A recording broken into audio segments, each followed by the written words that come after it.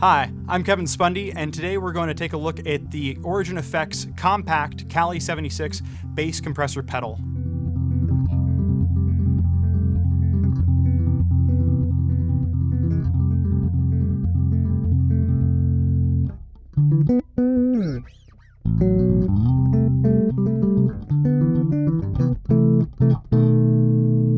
What makes this a bass-specific compressor pedal? What differentiates it from their standard compressors? Well, there's a couple knob changes on here that'll give you more flexibility in regards to using this with a bass guitar. And a lot of these settings and changes I'm going to make here and adjust are going to be really subtle, so try to make sure you're using like headphones. If you're listening on a phone or a computer, you might not hear some of this stuff. You might just think I'm kind of crazy or something. First, you get a dry knob. This blends in your uncompressed tone, which is kind of like using parallel compression if you're in the studio. And what this does is it allows you to get some of your clean tone in there along with the compressed signal, and that gives a more natural feeling to your playing. And the best thing about this is if you get all of your settings dialed in and you really like your compressed tone, but maybe it just feels a little bit too squashed, you can just dial in a little bit of dry tone to make it more natural feeling. So for instance here, I have a pretty compressed tone, but I like it. So I'll show you what it sounds like with maybe a little bit too squashed, and then I'll dial in a little bit of dry tone to give that vibe back.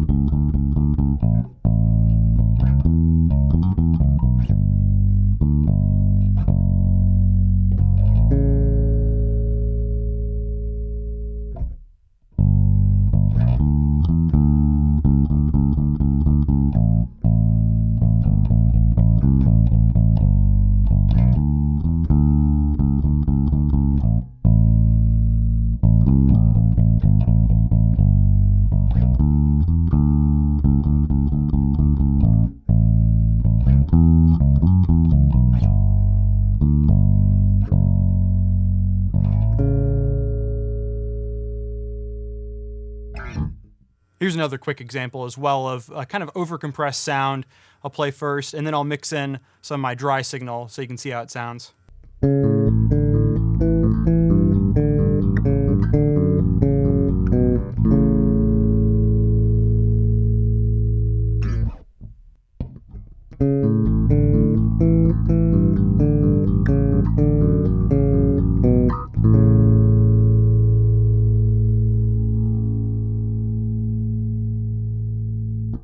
And that's how you can tie in your dry signal with compressed signal. I really like this feature on bass compression pedals, and for me it's like the #1 thing. Next, there's also a high pass filter knob, and that's like having like a sidechain compression effect like you might find in the studio. So how this works is you can actually choose not to compress anything underneath like a certain EQ shelf. What you're doing is it's passing the high frequencies only through the compressor, and it's leaving the lows unaffected. So if you ever find that your tone on the low end on a compressor is like really, really squashed, but then when you go play up high, it's like piercing and uncompressed completely and like really wild, this helps with that. So you can actually give yourself like a nice, huge, fat bottom end while still actually compressing your tone overall. So to show this off, I'm gonna play something a little bit lower down on the low B string, and then I will dial back the compressed tone on the low end so you can see what it sounds like with more of your lows coming through, not squashing it as much.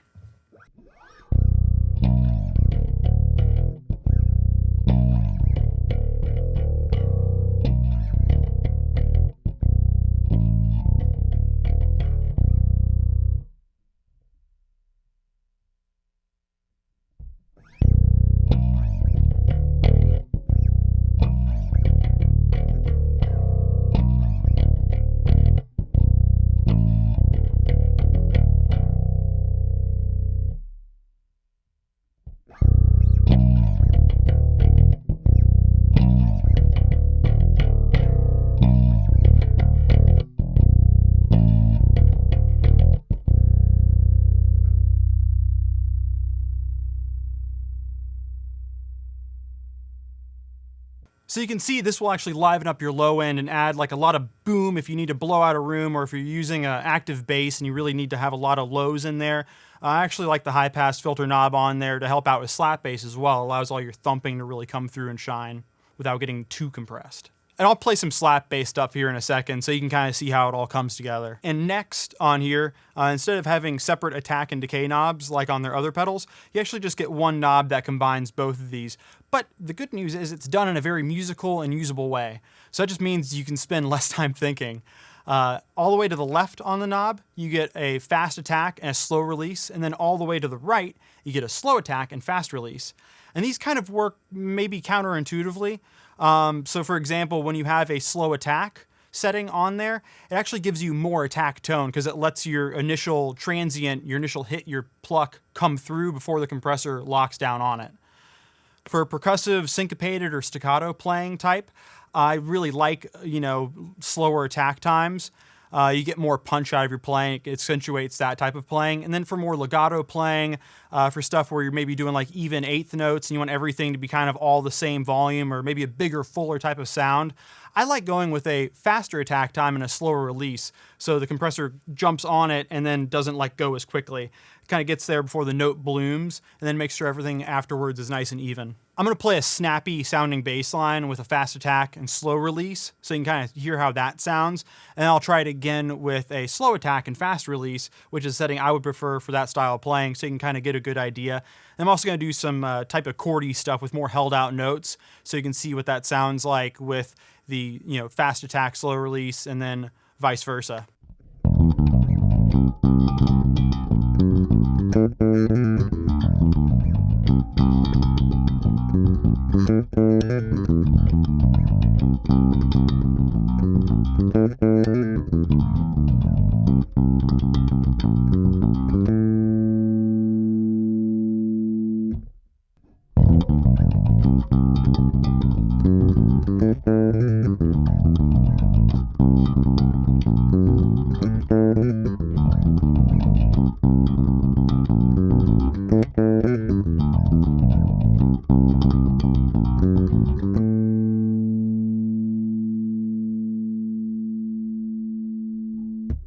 And this is the chordy thing with the slow attack, which I don't like for playing stuff where I want all the notes to kind of sound the same level and sound nice and even. So kind of hear how that sounds.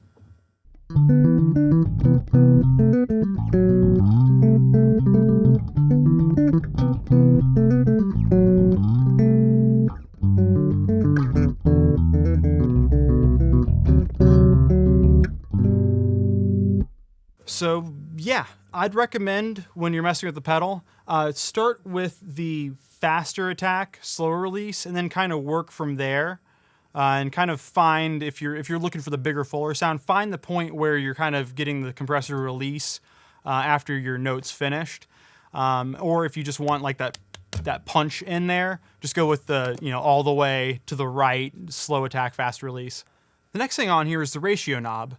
Ratio is, think of it kind of like your overall compression. So at the lowest ratio setting on here, when you double the input, let's say, the resulting output increase will only be 19% more when you're at the lowest setting. At the highest setting, if you double your input volume, you're only going to get a 3.5% increase. So in practice, lower ratio settings will provide a more gentle, transparent type of compression, while a higher ratio setting will give you a more aggressive type of compression, a really tightly controlled type of dynamic range. So I'd start at a lower ratio and then work your way up from there and see what sounds good, because you don't want to start with the ratio super, super high and have everything like super, super compressed and it's not a great tone overall. You can always dial stuff up further if you need to, and it's just easier, I think, to work up like that. So here's some slap bass, so I can kind of show you what it sounds like playing with a lower ratio setting and then playing with a higher ratio setting, which I kind of like a higher ratio setting when I do slap bass. Kind of clamps down everything and makes it a little bit more even with your initial slap. So it gives you, I think, a little bit fuller type of tone. I also, just for note, I did dial my attack release setting, so it's a little bit slower attack. I also like that because you're getting the punch of the slap bass in there.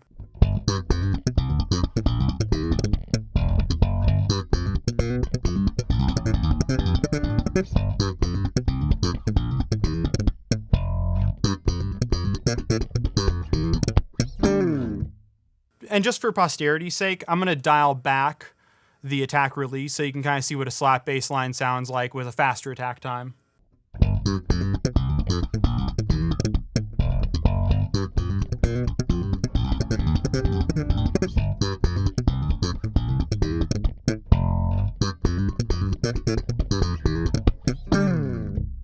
For that type of playing, I mean, really for any type of playing, I like personally to introduce a little bit of dry tone, and I definitely like to take advantage of that high pass filter just to let some of my lower notes through. I don't want to like really overly squash those.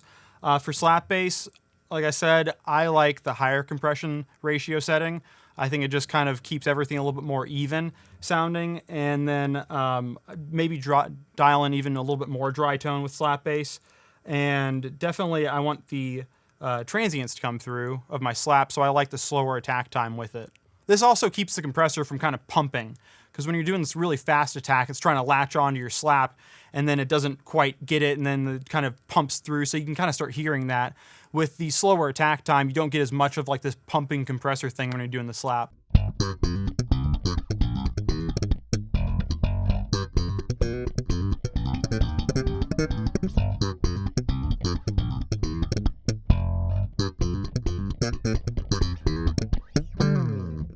And now besides the knobs here that are different, your dry, your high pass filter, attack decay being in the same place, you also have your standard input output knobs, and these work as expected. Pro tip, if you're just like crushing your tone and it's way too overcompressed and it's like really distorted sounding, dial back the input. Also, your output knob is there for makeup gain if you're compressing the sound a lot. It's also there to kind of make sure that you're about the same volume on or off, or you can just use it to boost your signal overall a little bit. Cool little kind of secret weapon in this pedal is it has a studio grade 1960s style discrete preamp in there, which is like really cool to me because the pedal just has vibe to it. Like so much so that I've been using it a lot personally, and I've found that I don't really need a separate preamp pedal for myself because I get so much kind of like tone and vibe out of this pedal itself. Another thing too is the manual is extremely useful, so definitely check that out if you're wondering how certain stuff works, if you just want to learn a little bit more about how compressors work. So the signal chain I'm using for this video is my Ernie Ball Music Man Stingray dual humbucker 5-string. EQ is pretty much flat the whole time. I did make a couple tweaks here or there, but like really minor. And then next I'm just going through the pedal, and I was gonna go through my 1073 DMP that I always use, but I dropped it and I broke it. So we're using a Whirlwind IMP2. I love this pedal. I'm not giving it back to Dave. He's our digital assets manager. I'm keeping it forever. It's already been on my board and I've already played some shows with it, so I'm keeping it. But thanks for checking out the video. If you want any more information about this pedal or any Origin Effects products, call your Sweetwater sales engineer.